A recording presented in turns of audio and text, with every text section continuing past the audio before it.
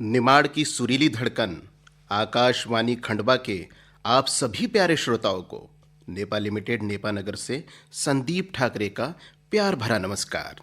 साथियों, भारतीय संविधान के प्रमुख शिल्पकार भगवान तथागत गौतम बुद्ध की धरती भारत में बुद्ध धम्म को पुनर्जीवित करने वाले बोधिसत्व बाबा साहेब डॉक्टर भीमराव अंबेडकर का नाम कौन नहीं जानता। न केवल भारत में अपितु संपूर्ण विश्व में सामाजिक समता और सामाजिक न्याय जैसे सामाजिक परिवर्तन के मुद्दों को प्रमुखता से स्वर देने और परिणाम तक लाने वाले प्रमुख लोगों में डॉक्टर भीमराव अंबेडकर का नाम अग्रणीय है। एकात्म समाज निर्माण, सामाजिक समस्याओं, अस्पृश्यता जैसे सामाजिक विषयों पर उनका मन संवेदनशील और व्यापक था। 14 अप्रैल वर्ष 1891 में महू मध्य प्रदेश में जन्मे, 64 विषयों में मास्टर्स और उस समय की उपलब्ध प्रत्येक विधा में डॉक्टरेट, कुल 32 डिग्रियों और 9 भाषाओं के परम विद्वान, विश्व के महानतम व्यक्तित्व भारत रत्न बाबा साहेब डॉक्टर भीमराव अंबेडकर ने अपने जीवन के 65 वर्षों में सामाजिक, आर्थिक, राजनैतिक, शैक्षणिक, धार्मिक, ऐतिहासिक, सांस्कृतिक, साहित्यिक, औद्योगिक और संवैधानिक क्षेत्रों में अनगिनत कार्य करके राष्ट्र निर्माण में प्रमुख योगदान दिया था। उन्होंने कई ऐसे कार्य किए हैं जिन्हें आज भी यह देश याद रखता है। अंबेडकर जयंती के अवसर पर जानते हैं कि उन्होंने राष्ट्र निर्माण में क्या-क्या उल्लेखनीय कार्य किए हैं। सामाजिक और धार्मिक योगदान, मानवाधिकार जैसे दलितों और दलित आदिवासियों के मंदिर प्रवेश, पानी पीने, छुआछूत, जाति पाति, ऊंच नीच जैसी सामाजिक कुरीतियों को मिटाने के लिए अनगिनत कार्य किए। उन्होंने मनुस्मृति दहन 1927, महाड़ सत्याग्रह 1928, नासिक सत्याग्रह 1930, एवला की गर्जना 1935 जैसे महत्वपूर्ण आंदोलन इस देश में चलाए। बेजुबान, शोषित और अशिक्षित लोगों को जागरूक करने के लिए साल 1927 से 1956 के दौरान मुकनायक, बहिष्कृत भारत, समता, जनता और प्रबुद्ध भारत नामक 5 साप्ताहिक और पाक्षिक पत्र पत्रिकाओं का संपादन भी किया। उन्होंने छात्रावास, नाइट स्कूल, ग्रंथालयों और शैक्षणिक गतिविधियों के माध्यम से कमजोर वर्गों के छात्रों को अध्ययन करने और साथ ही आय अर्जित करने के लिए सक्षम बनाया। सन 1945 में उन्होंने अपनी पीपल्स एजुकेशन सोसाइटी के माध्यम से मुंबई में सिद्धार्थ महाविद्यालय और औरंगाबाद में मिलिंद महाविद्यालय की स्थापना की। हिंदू विधेयक संहिता के माध्यम से महिलाओं को तलाक, संपत्ति में उत्तराधिकार आदि का प्रावधान कर उसके कार्यान्वयन के लिए आजीवन संघर्ष किया। Baba Saheb London school of economics से डॉक्टर ऑफ साइंस की डिग्री प्राप्त करने वाले न केवल भारत अपितु पूरे विश्व के पहले और एकमात्र व्यक्ति थे।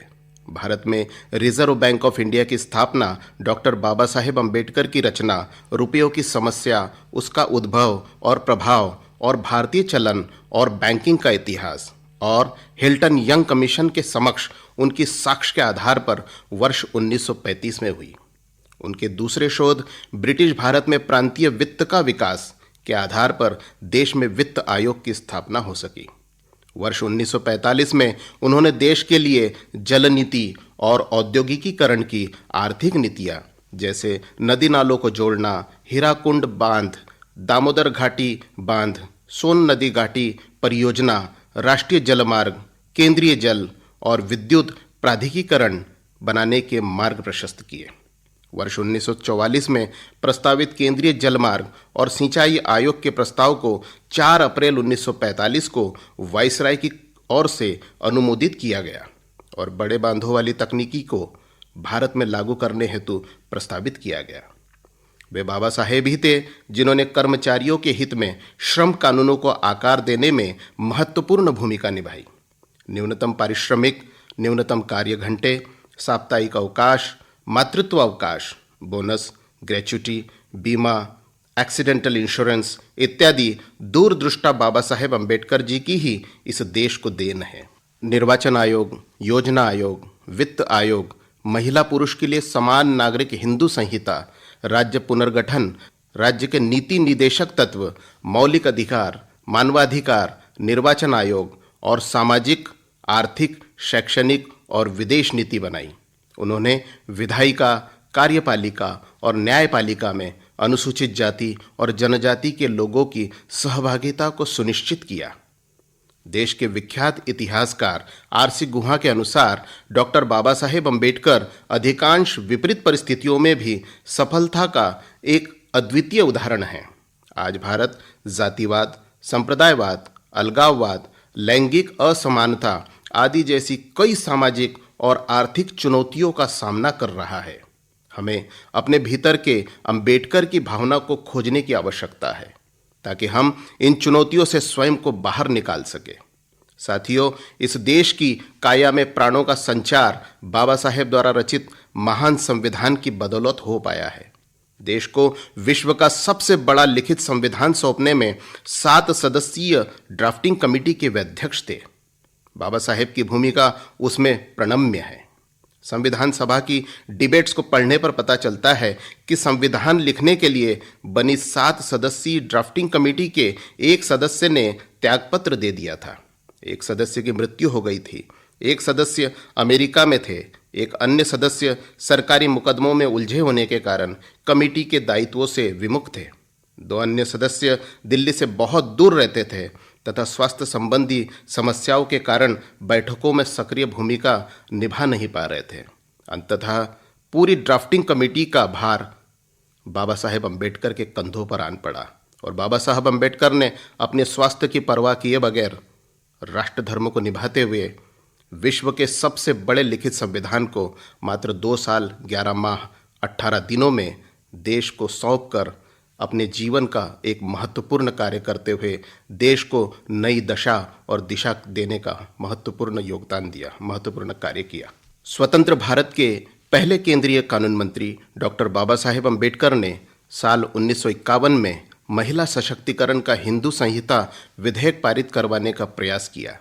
पिछड़े वर्गों के उत्थान के लिए संविधान में धारा 340 का प्रावधान किया। इस धारा के अनुसार सरकार को पिछड़े वर्ग को चिन्हित करने के लिए एक आयोग गठित करने का अधिकार है।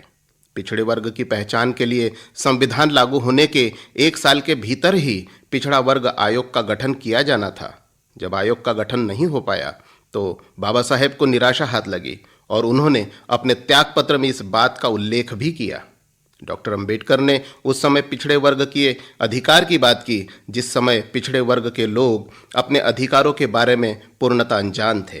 देश की मातृशक्ति और पिछड़े वर्ग की खातिर ही बाबा साहेब ने वर्ष 1951 में केंद्रीय कानून मंत्री के महत्वपूर्ण पद से त्यागपत्र दे दिया। बाबा साहेब के बारे में किसी ने ठीक ही कहा है कि हिमालय की बुलंदी भी तेरा सानी नहीं रखती, इन चांद सितारों की रोशनी तेरे आगे मानी नहीं रखती, और विमल गंगा की लहरों से भी निर्मल है ज्ञान तेरा, ये भारत की भूमि तुझसे बड़ा ज्ञानी नहीं रखती। आधुनिक भारत के प्रमुख शिल्पकार, समावेशी विकास के प्रबल पक्षधर और सामाजिक न्याय के अग्रदूत प्रज्ञासूर्य विश्वरत्न बाबा साहेब डॉक्टर भीमराव अंबेडकर जी को 14 अप्रैल जन्म जयंती के पावन अवसर पर कृतज्ञ अंतर्मन से सहस्त्र कोटि अभिवादन। विशेष कार्यक्रम के अंतर्गत अभी आप सुन रहे थे वार्ता भारतीय संविधान के प्रमुख शिल्पकार डॉक्टर बी.आर. अम्बेडकर। वार्ता करते संदीप ठाकरे। आकाशवाणी का ये खंडवा केंद्र है। 7:10 होने वाले प्रादेशिक समाचार हम आकाशवाणी भोपाल से अनुप्रसारित करेंगे। कृपया प्रतीक्षा करें। आकाशवाणी का